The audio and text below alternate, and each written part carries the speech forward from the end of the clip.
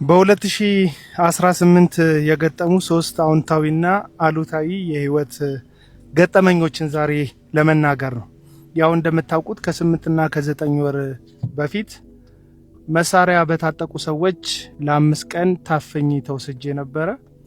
በእግዚአብሔር ምህረትና በብዙ ደጋግ ኢትዮጵያውያን የሚዲያ ጩኸት እንዲሁም ደግሞ በህግ አካላት ትብብር ከታገትኩበት ለመለቀቅ በቅቻለሁ።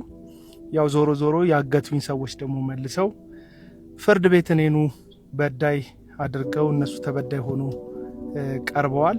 ይህም የህይወት አንዱ ገጠመኝ መሆኑን የተማርኩበት ነው። በሁለተኛ ደረጃ ለ2 ዓመት ለትርፍ ሳይሆን እውነትን ለመናገር በብዙ ውጣ ውረድ ያቋቋምነው መስቀል ሚዲያ የተባለ ስቱዲዮ እንዲሁ በብዙ ኪሳራ በውዝፍ የቤት ኪራይ ምክንያት እንዲሁ ለመልቀቅ የተገደድንበት ጊዜ ነበረ። 2018 እንደ ቀልድ የታለፈ አመት አይደለም። አሁን ያው መጨረሻ ላይ ስለሆነ ይህንን የኪሳራ ታሪክ ስናወራ አንገት ደፍተን ተሸማቀን ሳይሆን ለምስጋና ነው የምናወራው። እንዲሁም ደግሞ ከዛ ጋር ተይዞ ለ25 ተከታታይ ቀናቶች በፌዴራል ወንጀል ምርመራ ቢሮ በመከሰስ የታሰርኩበት እንዲሁም ደግሞ መደበኛ ተከፍቶብኝ አሁንም የህግ ሂደቱን የተከታተልኩበት ያለ ሁኔታ ነው ያለው። እኚህ 3 አሉታዊ ገጠመኞች ናቸው የገጠሙኝ።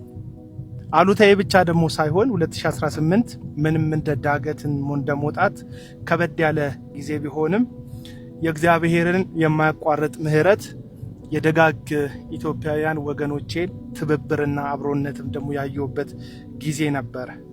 ከዚህ ጋር ተያይዞ የነበረብኝን ዕዳ ሰዎች እንዲያግዙኝ በጠየቅኩበት በ24 ሰዓት ውስጥ በጣም በብዙ ሺህ የሚቆጠሩ ኢትዮጵያውያን አብረውኝ የቆሙበት እንዲሁም ደግሞ እግዚአብሔር ረድቶኝ ለብዙ ሰዎች እውነቴን ፊት ለፊት ለመናገር ድፍረትን ያገኘሁበት እግዚአብሔር መልካም ስለሆነ ደግሞ በማይነገር ስጦታው ወንድ ልጅን ያሳቀፈኝ አመት ነው ይሄ አመት። እነዚህ ደግሞ አዎንታዊ በህይወቴ 2018 ላይ የገጠሙኝ ገጠመኞች መካከል አንዱ ሆኖ የሚቆጠሩ ናቸው።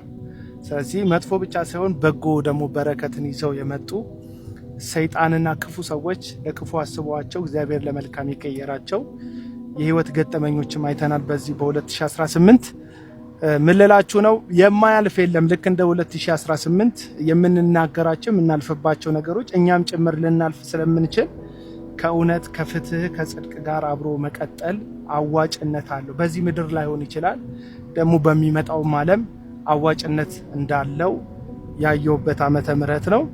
2018ን በዚህ መልኩ ሸኝተነዋል። 2019ን ደግሞ እንቀበለዋለን። የከፋ እንኳን ቢመጣ በሚከፋ ውስጥ የማይከፉ ሰዎች የማይለወጥ እግዚአብሔር እንዳለ ከ2018 ስለተማርን 2019ን እየፈራን አንቀበሉ። እግዚአብሔር ይመስገን። እኔ አሁን በጣም ብዙ እንግዳ የሆኑ ነገሮች መንፈስ ቅዱስ ያሳየኛል።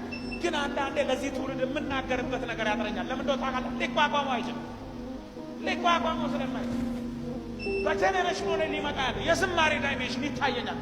ግን አሁን የትውልድ ብራዘር እኔ እኮ ቁጥር 1 ካሴት ሳወጣ እኮ አባናና ፋርፋ ምን ማለት ነው ብሎ የጠየቀኝ ትውልድ አባናና ፋርፋ ጎንቦራ ሰፈር የሚገኝ ሱቅ መስሎታል። ሄደና መጽሐፍ ቅዱስ አንብብ ምን ትጠይቀኛል? ምን ማለት ነው ብሎ የሚጠይቁኛል። because they don't have any clue about the Bible። ዮሐንስ ወንጌል ምዕራፍ 16 ቁጥር 13 የምነግራችሁ ብዙ ነገር ነበረኝ፣ ነገር ግን ልትሸከሙት አትችሉም። የእውነት መንፈስ በመጣ ጊዜ ወደ እውነት ሁሉ ይመራቸዋል ብሎ መናገር የቻለው ኢየሱስ ክርስቶስ ብቻ ነው። ኢየሱስ ክርስቶስም ያለው መንፈስ ቅዱስ በመጣ ጊዜ ግን ከኔ የሆነውን ነገር ያስተምራቸዋል። መንፈስ ቅዱስ በቤተ ክርስቲያን ላይ ከመጣ ኢየሱስ ሌላ ማንም ሰው ምነግራችሁን ነገር ልትቋቋሙት አትችሉም ብሎ በትዕቢት ተወጥሮ እንዳንተ ማውራት የሚችልበት ምንም አይነት ምክንያት የለም። አባናና ፋርፋኔ ቁጥር 1 መዝሙር ከማውጣቴ በፊት አታቁም ብለ የተናገርክባቸውም የአካባቢ ሰዎች ያን ነገር ስላለማወቃቸው እነሱ ብቻ ሳይሆኑ ተጠያቂ ፓስተር የሚል ታይትል እንዳንተ ለጥፈው በትክክል ማስተማር ያልቻሉ የአስተማሪዎችም ድክመት ጭምር ነው ለዚህ ተጠያቂ መሆን የሚችለው። እኔ በተገኘሁበት አንድ ጉባኤ ላይ በመምጣት ደስ ብሎት በታላቅ አክብሮት የተቀበለን ህዝብ እርሾ እንደበዛበት ሊጥ በትዕቢት ኩፍ ብላችሁ አስፓልት ድረስ ወጣችኋል ብለ በትዕቢት ቃል ተናገር እኔው በጆሮዬ ሰምቻለሁ።